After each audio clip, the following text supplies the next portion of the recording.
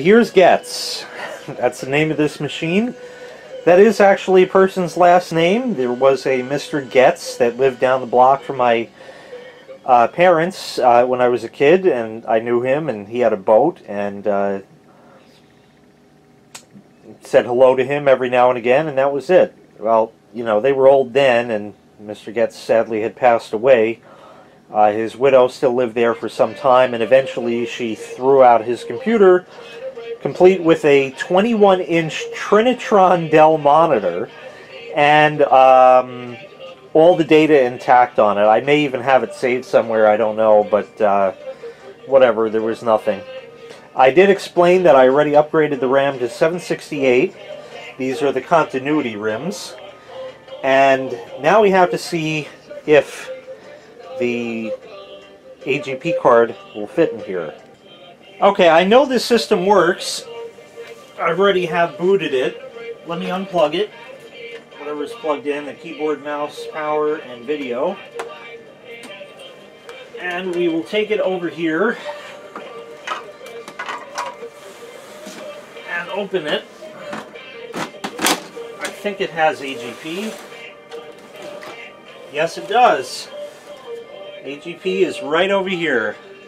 Let me see if you can see what I'm doing. Yes. Awesome.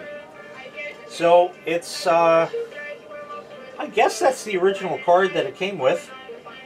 I don't know. Here's all the RAM. There's no blown or bloated caps on this board. I would gather this machine did not have much use on it. It sat at the bar for years.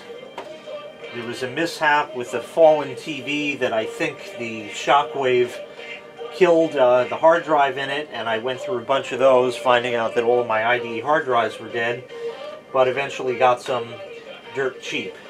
These old Dell clamshell cases have a green thing that you lift, and that allows you to access all of the cards. AGP has this clip thing here, which you gotta move. There. That did not want to budge. This card is an NVIDIA something. It has not vented any caps. It's definitely AGP. So you can see that that matches right over here, the same type of connector on them.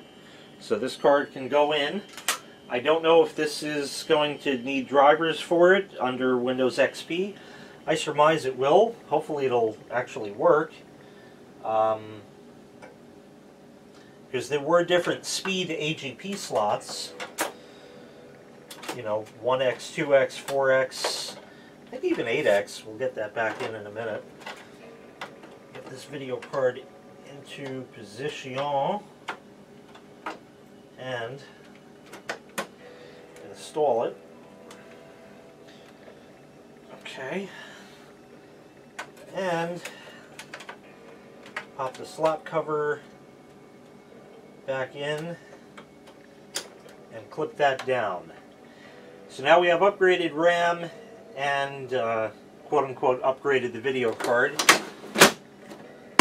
Let me go hook this up and see if it works. This one is so old that it does not have Ethernet on board. It would actually really help if I put power in. Oh yeah. Yep, that'll work. Okay, there we go. Good, it comes up.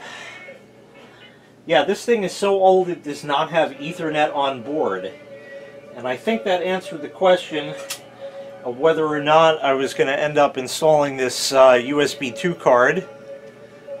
If you can see over here. So that obviously will just add 4 USB 2 ports for the back. And let's see what happens when this loads up. If it complains or if it's just going to come up, or let's see. Yeah, it doesn't look right to me. Something just happened. Oh, look at that. It found it. Oh my. And yes, it is not USB 2. So that answers that. We're definitely putting that card in. It doesn't look happy. That looks pretty 640 by 480 to me. So maybe I didn't need this flash drive with portable update. Well, actually it's right on the desktop too, but we'll hit properties. This mouse is crap. I've cleaned it and it just does not want to work properly. We'll go right to advanced. Not play games with this. Over to adapter. List all modes. And set that to 1024 by 768 true color 85 Hertz.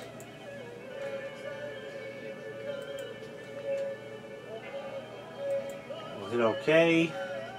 Yes, it works. And I'm sure it will have no problem with the other screen once I get that set. Okay, good. So that worked. Now what we're going to do is shut down and see if this USB card needs any drivers, at least under Windows XP.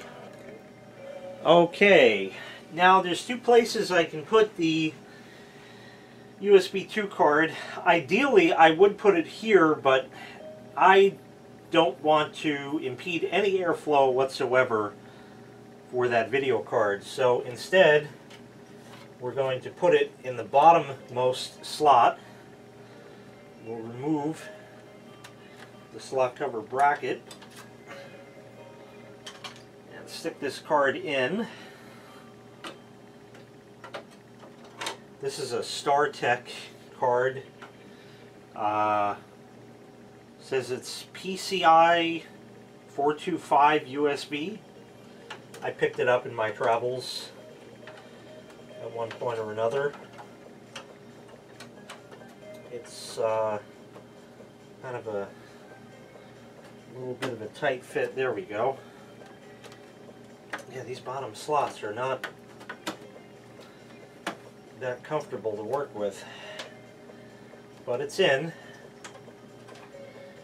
And now we'll button that back up and hook it up and see if that works. Okay, I did not plug the network card in this time. I also, again, forgot the damn power. I don't know why. There. If I'm not mistaken, I have the drivers for this anyway. So at the very least, I will know that before I delve further into this, I will have a proper working system that is a definite drop-in replacement for the old Steinschmutz machine that was here originally. There are two leftover cards, which was an Ethernet card and a modem. So I guess that machine didn't have onboard Ethernet either. Some of these network cards don't work under Windows 7. I went through a bunch of those with another system. That was a lot of fun. That was a lot of fun. And here's yet another Ethernet card. Okay, that's loaded up. I did not plug the Ethernet in this time.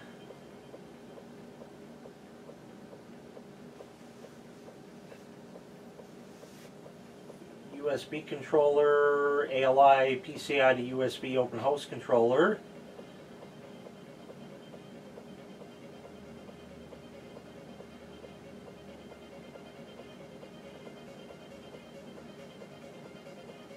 And Universal Serial Bus USB controller, ALI PCI to USB, Universal Serial Bus controller. Looks like it's putting drivers in. Standard enhanced PCI to USB. Now searching for drivers, USB root hub. Searching for drivers, USB root hub. Searching for drivers, USB root hub. Searching for drivers. USB root hub. And there we are. It's in. So this is ready to go. That message from TeamViewer is because I don't have the Ethernet plugged in. So the next step is, let's see how this thing will jive with Windows 7. Before I do that, the specs on this thing, let's see.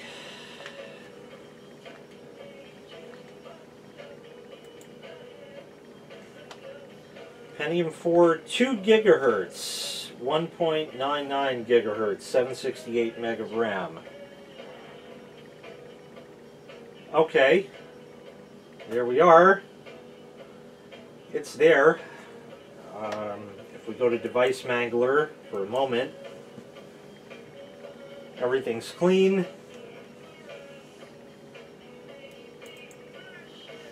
There's the new stuff for the USB and for display adapters. Radeon 9200 Pro and 9200 Pro secondary. Beautiful. We'll hit the power button, power it down, and swap in a different hard drive.